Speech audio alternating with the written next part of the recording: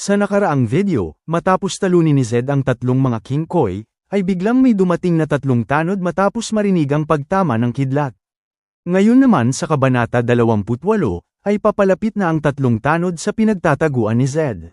Sa huli ay walang nagawa si Zed kundi ang ibunyag ang kanyang sarili, nang sa gayon ay hindi makita ng mga tanod ang Kinzire triplets. Nagulat ang mga tanod sa biglaang paglabas ni Zed sa eskinita. "Sino ka?" tanong nila. "Hindi ba kayo Tatabi?" masungit na tanong ni Zed. Kaagad siyang nakilala ng mga tanod bilang isang arahan, yumuko ang mga ito at humingi ng tawad, hindi daw nila sinasadyang galitin siya. Isinaad nila na nagpapatrol sila nang biglang may narinig silang isang malakas na pagsabog, kaya kaagad silang naparito upang hanapin ang salarin. Subalit nagtataka ang isa sa mga tanod dahil hindi naman si Zed ang kilala nilang si Young Master Tonda. Naalala ni Zed na ang Young Master Tonda na tinutukoy nila ay ang ika-6 na tagapagmana ng arahan. Ipinakilala ni Zed ang sarili bilang si Zed Arahan, ang ika-7 tagapagmana ng arahan. "Hindi niyo ba ako kilala?" masungit niyang tanong. Ngunit ang totoo ay alam na ni Zed na hindi siya kilala ng mga ito dahil halos nabulok na siya sa kulungan. Dahil sa takot sa mga arahan, ay humingi na naman ng paumanhin ang mga tanod. Sinabi sa kanila ni Zed na kung ang salarin ang hinahanap nila, ay nakita niya itong tumakbo sa kabilang direksyon. "Huwag na kayong magsayang ng oras pa at habulin niyo na ang salarin," utos ni Zed. "Maraming salamat sa impormasyon," bulalas ng mga tanod habang dali-daling tumatakbo pabalik sa kanilang pinanggalingan. Napabuntong hininga si Zed, hindi makapaniwala na naresolba niya kaagad ang sitwasyon gamit lamang ang simpleng salita. Nagugustuhan niya talaga itong kapangyarihan na nagmumula sa pagiging arahan. Balik naman sa kasalukuyang problema, ay lumingon siya sa tulog na si DJE. Nilapitan niya ito at inilagay ang kanyang kamay malapit sa ilong nito, pinakikiramdaman kung humihinga pa ba ito. At sa kabutihang palad, ay buhay pa rin ang King Koi na ito. Napabuntong hininga si Zed, hindi niya inakala na ganoon pala kalakas ang kidlat na pinakawalan niya. Binuhat niya ito sa kanyang balikat at nagtungo sa madilim na bahagi ng eskinita. Matapos ang ilang minutong paglalakad buhat-buhat si DJE, ay biglang may boses na tumawag sa kanya. Narinig niya ito at inutusang ipakita ang sarili, nagkunwari siyang walang alam ngunit ang totoo ay matagal niya nang hinihintay ang dalawang ito. Sa harapan niya ay biglang nagpakita ang dalawang kakambal ni DJE, nakaluhod at tila nagmamakaawa. "Pakiusap patawarin mo ang kabastusang ipinakita namin kanina sa iyo," wika ni Dra. Idinagdag niya na taos-puso siyang nagsisisi matapos subukang patayin ang isang tagapagmana ng arahan. "Pwede ka po bang magpakita ng kahit kaunting kabaitan at pakawalan ng aming kapatid?" pakiusap ni DKI. Inilapag nila ang kanilang mga sandata sa harapan ni Zed, pagpapakita ng pagsuko. Yumuko sila at sinabing hinding-hindi na ito mauulit kailanman, kaya pakiusap. Sumagot si Zed na nakakatawa para sa isang asasin na umiyak, at magkaroon ng matibay na kapatiran. "Kumikitil kayo ng inosenteng buhay pero ayaw niyong mamatay ang kapatid niyo, anong klaseng kahibangan ito?" Ngunit nilinaw ng magkapatid na natuto lamang silang pumatay upang mabuhay sa mundong ito. Nilinaw nila na pumapatay lamang sila ng mga walang kwentang tao na inaalipusta ang mga mahihirap, at kailanman ay hindi sila kumitil ng mga inosenteng buhay. "Pero sinubukan niyo akong patayin kanina hindi ba?" paalala ni Zed sa dalawa. Sumagot ang dalawa na nagawa lamang nila yun dahil nais nilang ipagtanggol ang kanilang tahanan. Idinagdag na kadalasan ay mayroong pumaparito upang subukang kunin ang eskinita mula sa kanila. Dahil dito ay marami na rin sa mga kasama nila ang namatay. Kaya naman ay ganoon na lamang ang naging reaksyon nila nang pumasok si Zed sa teritoryo nila. "Pakiusap patawarin mo na kami, alam naming mali ang ginawa namin." Napaisip si Zed na may punto nga ito, dahil maliban sa kanya ay mayroon ding iba na gustong sakupin ang eskinitang ito. "Kung ganoon ay totoo ba ang sinabi niyo kanina? Totoo ba na hindi kayo pumapatay ng mga inosente?" tanong ni Wade sa dalawa. Sumagot ang dalawa na totoo yon, sa buhay ng kanilang kapatid ay nangangako silang totoo talaga yon. Sumagot si Zed na kung totoo nga yon, ay nakakahanga yon. Ngunit ang ganoong klaseng pagpatay ay alam niyang hindi malaki ang ibinabayad. Sumagot ang kambal na ang tanging gusto lamang nila ay ang mamuhay ng ligtas at mapayapa. Ang kanilang master sa pagpatay ay palaging sinasabi ito sa kanila. Napaisip si Zed na masama ang pagpatay, ngunit para sa mahihirap na tinatapakan ng mayayaman, ay parang naging pag-asa na nila ang Kinzire triplets. Sumagot si Zed na ibabalik niya ang kanilang kapatid, ngunit sa isang kondisyon.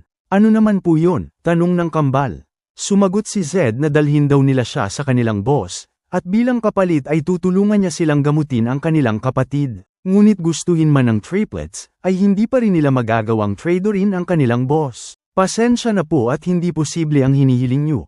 Hinding-hindi namin pwedeng ibenta ang aming boss para lamang mabuhay. Nilinaw ni Zed na wala siyang planong saktan ang kanilang boss. Ang gusto niya lamang gawin ay ang bumili ng impormasyon. Kaya huwag kayong mag-alala, wala akong planong saktan ang boss nyo. Subalit hindi naniniwala si DKI dito, marami na daw lumapit sa kanilang boss na may parehong sinasabi. Pero ni minsan ay hindi nila nakitang nagbenta ng impormasyon ang kanilang boss. Alam ko yun, sagot ni Zed. Paano mo naman nalaman? Tanong ni DKI. Sumagot si Zed na kahit hindi man pumayag ang kanilang boss, ay nangangako pa rin siya sa ngalan ng arahan na hindi niya sasaktan ang mga kasamahan nila. Hindi ba kayo naniniwala dahil hindi ito isang pangako mula sa isang kabalyero? Tanong ni Zed. Sumagot si DKI na mahirap lang daw talaga para sa kanila na paniwalaan ang mga salita ng isang mayaman. Sa isipan ni Zed ay okay lang kahit hindi nila siya pinagkakatiwalaan, dahil kung pumayag kaagad ang dalawa, ay hindi niya rin malalaman kung totoo ang sinasabi ng mga ito. Kaya naman nag-iba siya ng plano, sinabi niya sa dalawa na kung ganun ay gapyusan nila siya. Itinaas niya ang kanyang kamay bilang pagsuko at sinabing pwede nila siyang lagyang ng patalim sa leeg o di kaya ay takpan ng mata, dahil mukhang ito lang naman ang natitirang paraan para magtiwala sila. Subalit nag-aalinlangan pa rin ang dalawa. Kaya naman sinabi niya sa kanila na kung hindi pa rin nila siya pinagkakatiwalaan matapos ang ginawa niyang ito, ay hindi niya rin ibabalik ang kanilang kapatid. Kagaya ng pagtitiwala ko sa inyo, ay pakitaan niyo rin ako ng kahit kaunting tiwala. Natahimik ng sandali ang magkapatid, nagtinginan sa isa't isa bago pumayag. Naiintindihan namin, gagabayan ka namin papunta sa boss. At katulad ng sinabi ni Zed, ay tatakpan nila ang kanyang paningin. Kaya ngayon ay hindi lang nakapiring si Zed, kundi nakagapos rin na parang isang priso.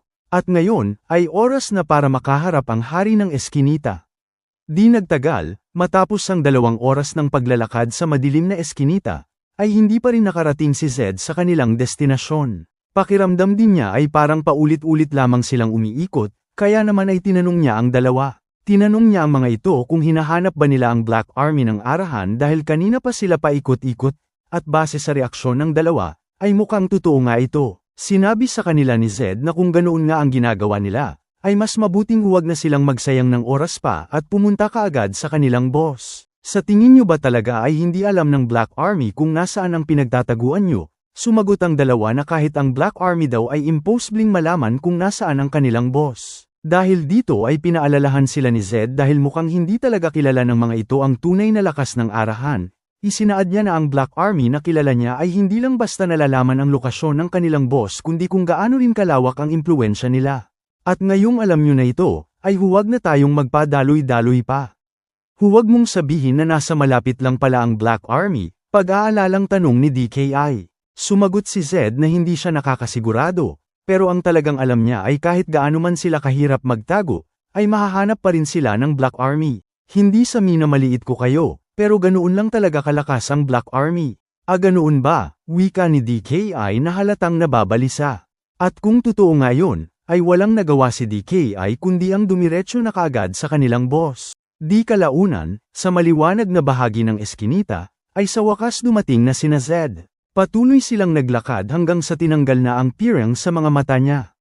Nandito na tayo, wika ni DKI. Dahan-daang ibinaba ni Draw ang kanyang kapatid na si DJE, habang si DKI naman ay lumapit sa isang lalaking tinatawag nilang boss. Ano ang ginagawa nyo? Bakit nagdala kayo dito nang hindi ko kilala? Nakakalimutan nyo na ba ang mga patakaran? Tanong ng isang lalaking nakasalamin at nagbabasa ng libro. Ito ang matagal nang hinahanap ni Zed, ang lalaking kilala bilang ang hari ng eskinita. Humihingi ako ng paumanhin, ang sabi niya po kasi ay gusto niya kayong makausap boss, wika ni DKI habang nakayuko. Sumagot ang boss na huwag na daw silang magsabi ng mga walang kwenta at paalisan kaagad ang lalaking dala nila. Dahil dito ay napalingon ng isa sa mga triplets at nagsimulang mag-alala na baka hindi na magamot ang kanilang kapatid. Pero sa kabutihang palad, ay may iisang salita si Zed. Inilabas niya ang natitira niyang holy water at ibinigay ito kay Draw. Ipainom mo ito sa kapatid mo, utos ni Zed sa kambal. Holy water yan, kaya gagaling kaagad ang iyong kapatid kapag ininom yan. Nilinaw ni Zed na tinupad ng triplets ang kanilang pangako, kaya tutuparin niya rin ang pangako niya sa kanila. Ngunit sa isipan ni Zed, ay nasasayangan siya na ibigay ang natitira niyang holy water. Pero ito lamang ang tanging paraan upang kaagad na gumaling ang sugatan nilang kapatid. Maraming salamat, sigaw ng kambal.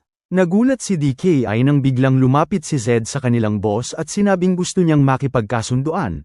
Ngunit hindi siya pinansin ng boss at sa halip ay sinabihang umalis na at huwag siyang istorbuhin pa. At sa ikinagulat ng lahat, ay biglang inagaw ni Zed ang binabasa nitong libro. At dahil dito, ay pinansin na siya ng boss. Buweset, ano sa tingin mo ang ginagawa mo? Galit nitong tanong. Ngunit bigla siyang natigilan nang makita niya na isa palang arahan si Zed. Paanong napunta dito ang isang arahan? Masungit na tanong ng boss. Lumingon siya sa kambal at sinabing pinagkatiwalaan ko kayo tapos nagawa niyo akong pagtaksila ng ganito. Kaagad namang itong nilinaw ni DKI at sinabing hindi ito isang pagtataksil, isinaad niya na ang taong kasama nila ay nangakong hindi sila sasaktan. Subalit hindi naniniwala ang boss, kaagad niyang kinuha ang libro mula sa kamay ni Zed at sinabing maraming beses na nilang narinig ang mga salitang yan, iginiit na ang lahat ng mayayaman ay mga walang kwentang tao. Ayon kay Zed, ang pangalan ng lalaking ito ay si Eddie, hari ng Eskinita. Isang henyo na hindi nakakalimutan ang mga bagay na nakikita ng isang beses. Pinagmasdan siya ni Eddie at napansin na napakabata pa ni Zed pero hindi siya ang kilala niyang si Tanda.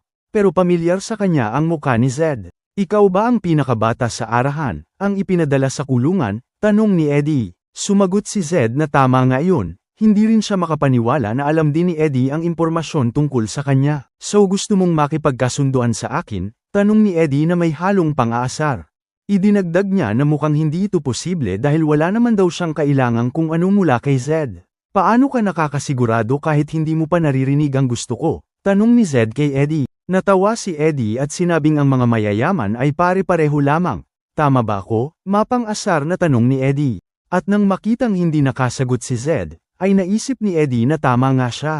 Kaya naman ay bumalik na lamang siya sa pagbabasa, binabaliwala ang presensya ni Zed. Pinagmasdan ni Zed si Eddie at sinabing sa taglay nitong higit na katalinuhan, ay paulit-ulit itong naghangad ng posisyon sa pamahalaan ngunit laging nabibigo dahil sa kababaan ng kanyang pinagmulan. Dahil dito, ay nabuo sa kanya ang isang baluktot na pagkatao na nagmumuhi sa mga maharlika at naniniwalang ang lahat ng tao sa mundo ay mas hangal kaysa sa kanya. Napangiti si Zed at sinabing katulad nga ito ng nababasa niya sa laro, walang pinagkaibang kung ano. Sinabi ni Zed kay Eddie na ang ibabayad niya sa kasunduang gusto niya ay hindi pera o status sa buhay. Umupo siya ng marangya at sinabing ang ibabayad niya kay Eddie ay impormasyon. Bibilhin ko ang impormasyon na mayroon ka gamit ang impormasyon na mayroon ako, wika ni Zed nang walang pag-aalinlangan.